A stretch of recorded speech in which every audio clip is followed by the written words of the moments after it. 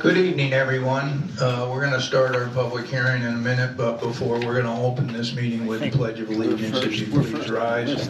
Councilman Dean, please lead us. Pledge allegiance to the flag of the United States of America and to the republic for which it stands, one nation, under God, indivisible, with liberty and justice for all. Thank you.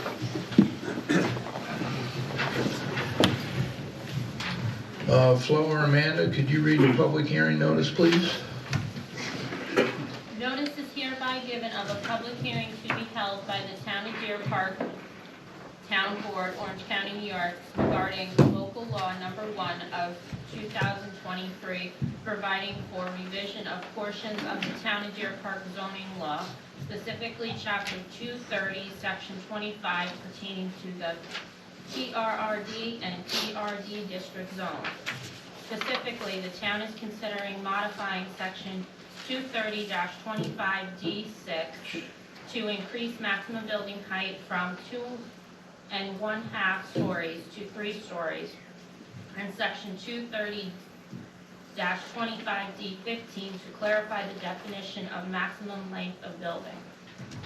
Information on this proposed local law is posted on the town website at townofdeerparkny.gov. The hearing shall take place at 7:00 p.m. on the 9th day of January 2023, or soon thereafter as practical. The meeting will be conducted in person at the Town of Deerpark Town Hall, 420 Route 209, Huguenot, New York. Written comment will be accepted either by mail at fsantini@townofdeerparkny.gov or by regular mail at Town of Deerpark, P.O. Box 621, Huguenot, New York 12746, until January 9th, 2023 at 5 p.m. All parties. Thank you, Amanda. So how the public hearing is going to work is anyone that would like to speak is welcome. We have a sign-up sheet. We would like if you would go up and sign your name. When you do have the opportunity to speak, we'd like you to go to the podium over here so we have a microphone so that can be captured on our conference so that any questions or anything can get recorded and answered later. I'm going to first ask Deerpark Village to come up and give a presentation of what they're planning to do and what they're asking the town board to do.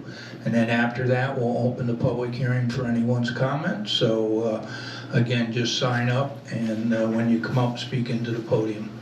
Deerpark Village, would you like to come up now? Welcome. Good evening, Mr. Supervisor, members of the council. Happy New Year. For the record, my name is Tony Joffrey. I'm a member of the law firm Cuddy & Fader, 445 Hamilton Avenue, White Plains, New York, on behalf of Deerpark Village.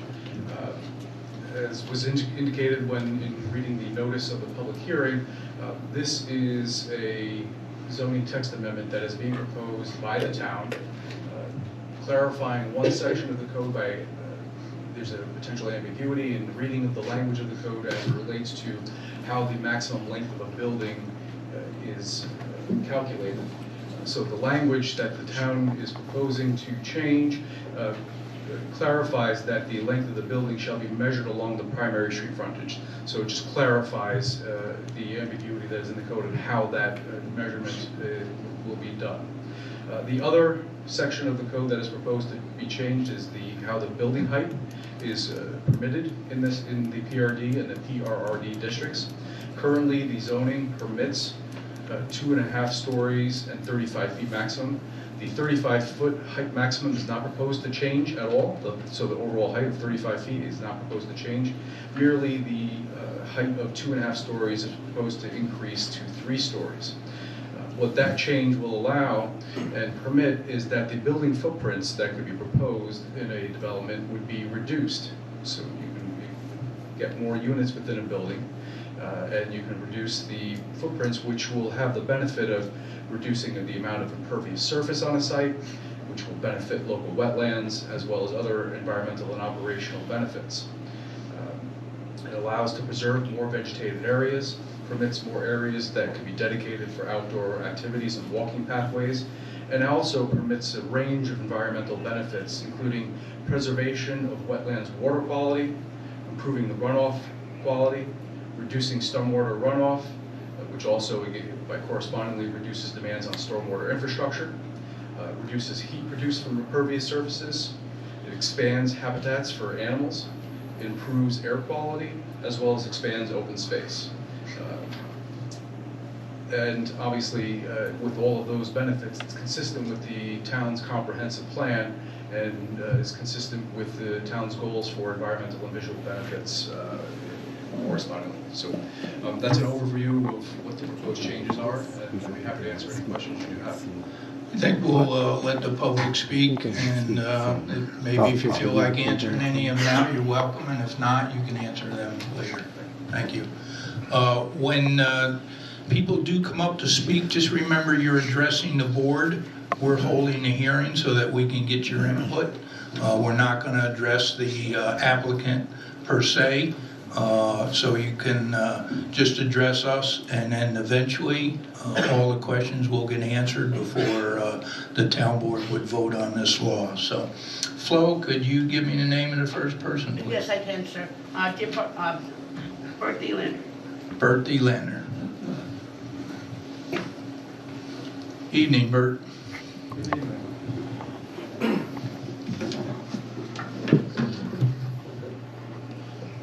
So as Flo said, my name is Bert Thielander. I live on 85 Guymar Turnpike in Godefroy, and I've lived in the town of Deerpark for over 45 years.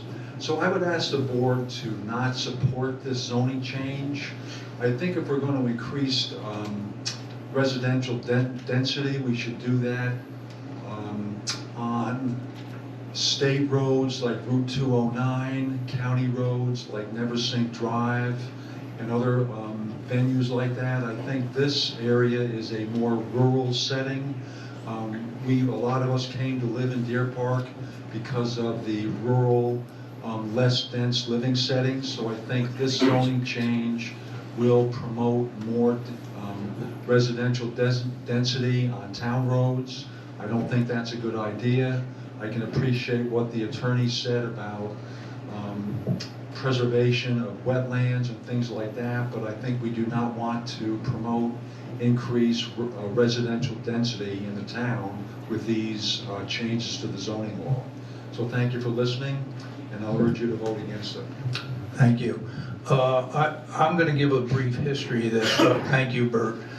This project's been before the town of Deerpark for a number of years. I'm going to guess upwards of 20. There was a court decision that this is allowed to go forward, and the town put this piece of property in a PRRD and just a PRRD, which is a planned residential retirement development.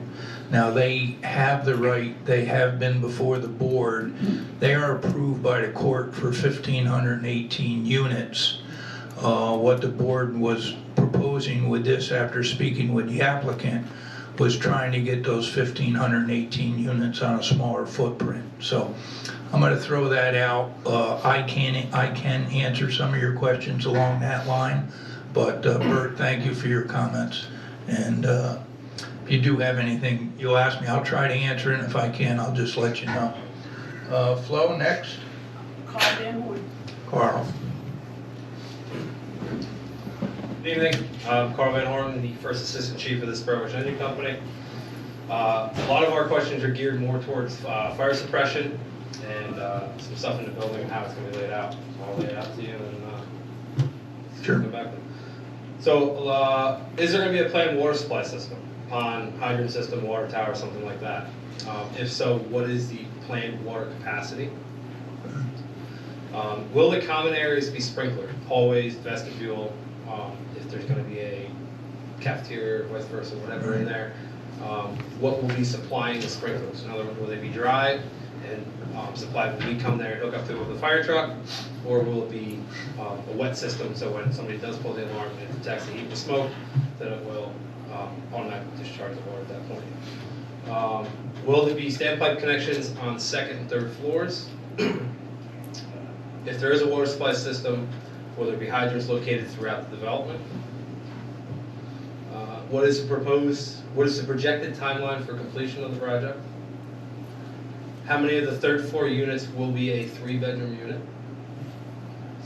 Will there be any type of exterior fire escapes on the second and or third floor units? And then the emergency service gate access on both entrances. Are they going to be gated? Are we going to have to put codes in, or are they going to be not gated? And the last question was, on the plans, there's a building out front of the gatehouse that is in red for commercial. Just wondering what that would be, and as well as Okay. sprinkler or not. All valid questions, and I'm sure that the applicant will address all them as we go forward. The one I can address that we've been involved with is there are no 3-bedroom units proposed anymore. There'll be What's the max bedrooms then, just 2? 1 and 2, 1 and 2. yeah. There were at one time talk of a 3-bedroom, but after speaking with the applicants, they decided to go with 1 and 2 bedrooms. And the rest of the stuff is too technical for me, and I'm sure they will address it all. Thank you. Mr. Supervisor, would you like me to take a copy of those questions? Yeah. Yeah, that'd be great. And then I have them to pass out to the board? Yeah, I'd like to. No. Yep. I can talk hundreds of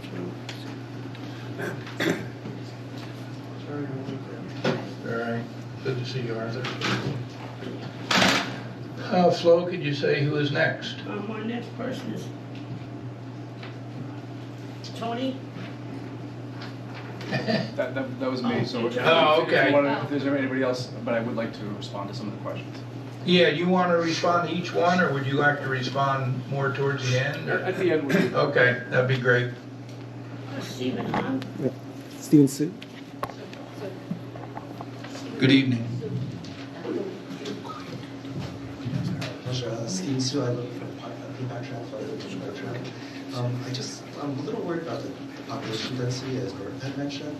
You know, this is a lot of units in a small area, and when the attorney proposed this development, he's saying that it actually reduces the impervious surface area when he says that it's actually going to a 3-story building. But actually, I would tend to disagree, because what happens is, what do you do about the parking spaces? You know, the parking spaces is directly corresponds to the number of units and their occupants. So you have to increase the parking space, and that's impervious structure, that's impervious Right. surface. I'll So- jump in here just to clarify. There's 1,518 units that are approved. What we're trying to do is get to 1,518 with less of a footprint. Right, So, say we did 3 stories, we would get, you know, if there was 10 in a thing, in a floor, we would get 30 versus 20. That's our theory behind reducing the footprint. The parking spots are all gonna be based on the 1,518. so it's based off of the proposed population, the proposed occupants. Right, right. So that's based, so in terms of reducing the footprint of the building, you will be reducing the footprint of the building. But in terms of the impervious surface, I don't think you'll be necessarily decreasing it by as much as you hope. Yeah, well, possibly. Because you have to still allow, based off of like 900 units versus 1,500 units, that's, you're gonna have a lot more parking spaces.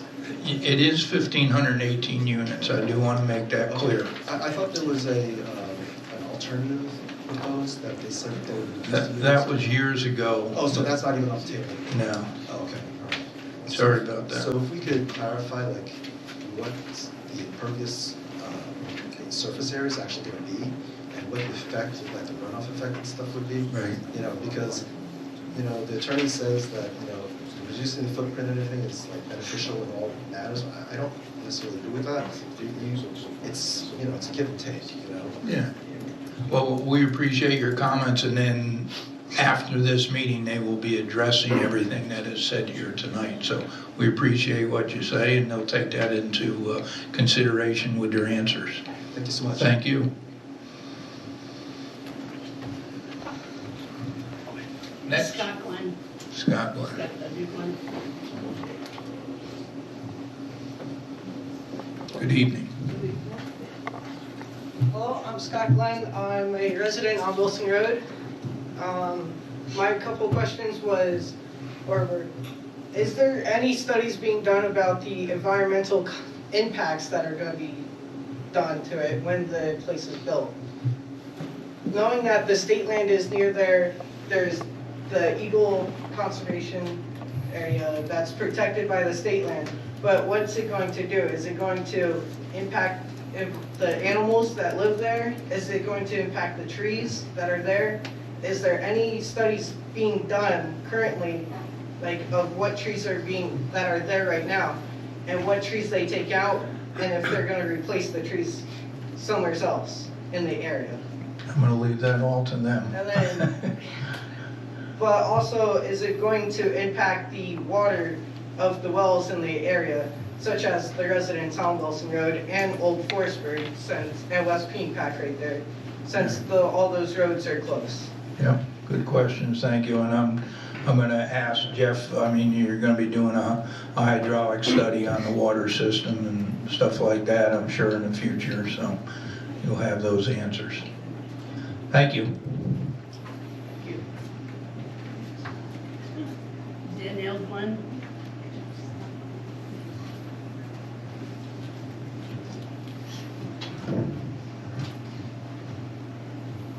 My name is Danielle Glenn. I live on Wilson Road. Obviously, we live exactly across where the entrance is to Deerpark Village. Our driveway kind of meets their driveway. So we have a lot of questions, and I know that this meeting tonight is due to increasing from a 2.5 to a 3. I'm really opposed to going to a 3. I don't know how this is going to impact us any more than it's already going to impact us. Right now we have an artesian well, and our well is always going to be filled with water. With them putting this development in there, it's going to cause water damage to our. There's going to be an impact to most of our wells. Obviously, they said that before. My question is how is it going to impact us, and what makes the difference whether we're a 2.5 or a 3 story at this point? Only to add to the top and add more residents going up instead of out. I know the footprint's going to stay the same, but I do not feel that this is something that is going to impact any difference from what they're doing in the first place. So a 2.5 to a 3 story, I need to know how this is going to affect the whole area and our wells and what's going on. Mr. Tunney lives right there next to them, and you know, it's something that we need to really ask the question to them. Why is this so important to change from a 2.5 to a 3? And what's it going to do, and how is it going to help us? Because now a lot more cinders going to be up there now to make a 3rd story. Is this going to make it heavier? How's it going to impact the environment? Okay, thank you.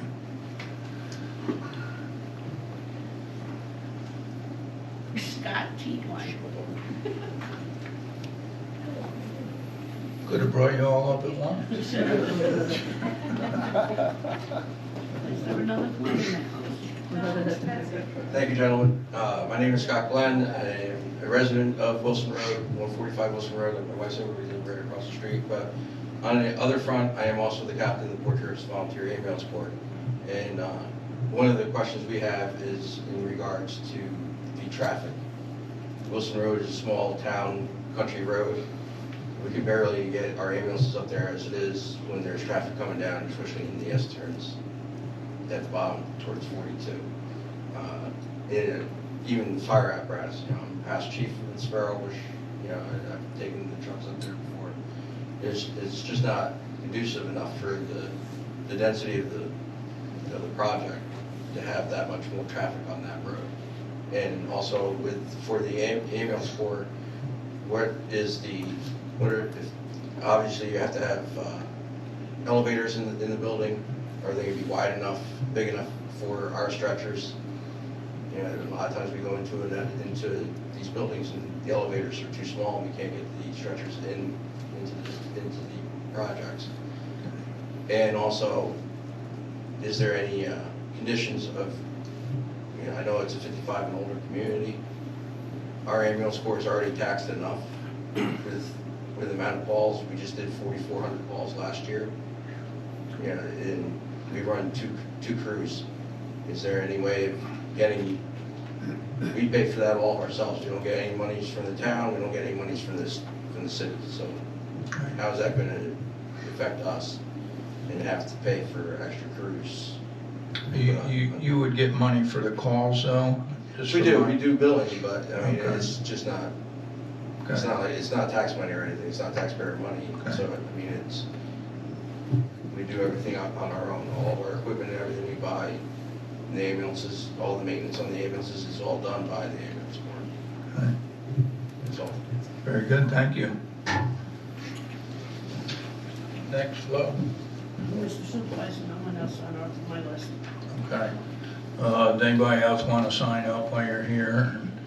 If not, Tony, would you like to respond to any of that? I mean, you don't have to tonight, but you're welcome. And we'll, Thank you, Mr. Supervisor. I just want to, a few brief comments. First and foremost, this is a public hearing as it relates to the minor text amendments that are before the board. The majority of the questions that the public raised, valid questions, questions that will be answered as the project moves forward, but those questions will be answered at the site plan stage, once the site plan application, amended site plan application has been filed. So the only thing that's before the board this evening are the two aspects of the zoning text amendment that we went through earlier with respect to changing the 2.5 to 3 stories, right. maintaining the 35 feet in height, no changing of that, Right. and then clearing up the language ambiguity in the code as it relates to how the maximum length of the building is measured. That's the only thing that's before the board. Yep. All of the other questions, studies will be prepared, but it's very important for, I think you said this, Mr. Supervisor, but it's important to repeat.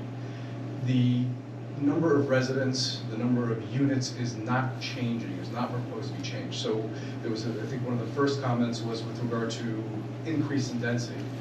The changes that are before the board this evening do not change the density of the site. Doesn't change any aspect of the density of the proposal, doesn't change any aspect of density, how it's calculated, how it's permitted, regulated under the code whatsoever. That is not the case. That's a lot of units. The benefit, and a couple questions came up with regard to what's the benefit? What's happening if you're going from 2.5 to 3 stories? It allows to have more units within the same footprint and within the same building. So based upon the preliminary design that we have right now, the number of buildings that would be permitted in order to be contemplated under a 2.5 story scheme would be 76 buildings. If we increase the height from 2.5 to 3 stories, not changing the height of 35 feet whatsoever, the buildings would be reduced from 76 to 63 buildings. So obviously that's a market difference, and that will also address the comment and question that was raised in terms of impervious surface. Obviously, if you have 13 fewer buildings, there's going to be a significant reduction in impervious surface. There will be the same number of parking spaces that are required by code for 76 buildings or 63 buildings, because it's not based upon the buildings, it's based upon the units. So the units aren't changing, the density's not changing, the parking spaces won't be changing, but the number of buildings will be reduced by 13 buildings at this point. Obviously, we still have studies and work to do. Once we submit the amended site plan application, you will see that information, or the planning board will be seeing that information. But I just wanted to underscore that the density is not changing whatsoever. I think that addressed the majority of the questions that we could answer at this time. We have not submitted an amended site plan application. We're still working on that. There's a significant amount of work that's going into that. The younger Mr. Glenn commented on studies. Yes, we are going to be doing a lot of studies. We haven't completed those studies yet. That will be done and submitted as part of the amended site plan application. Correct. So I hope that clarifies for the public some confusion. Again, my initial comments were relative to just identifying what the code changes are. And that's the only thing that's before the board this evening. Yep, exactly right. Nice to let them speak, so you'll have a Of heads course. up of where we are. No, and it's helpful because we will obviously, we can anticipate a number of those questions as well with regard to the fire comments. All of those issues, we would like to reach out and meet with you in advance of submission. We want to incorporate all of those comments and get that, but we're not at the point. No, So you're not at that's not that. the purpose of the public hearing this evening. Yeah, just so you know, for the public, after our meeting, when this was proposed to us, they're in the preliminary stages of doing the planning, and they really need to know the number of building footprints that they're gonna need to know, and they're gonna need to know how we're gonna measure the building frontage. So once they have that information from the board, they can proceed and then would answer all of those questions, and I'm sure there will be other opportunities for public comment. There will be more public hearings at that time where hopefully we'll have more information that will be submitted in advance, so the public can review that in advance. And obviously at the public hearings, to the extent that there's any additional questions that we need to answer at that time, we will have our entire team here in order to do so at that time. Perfect. Thank you very much. Thank you. All right. And anyone else? I'll throw it out there one more time, and then I'll ask the board if you have any questions at this time. All right. I'll entertain a motion to close the public hearing. Motion by Councilman Smith, second. Councilman Trovey. All in favor? Public hearing is closed. Thank everyone that came for your input. We truly appreciate it, and I'm sure that the applicant will address all those questions. And thank you for bringing your team tonight, Deerpark Village. Appreciate it. All right. Take a 4-minute recess, 5-minute recess, get a drink of water, and go into the meeting.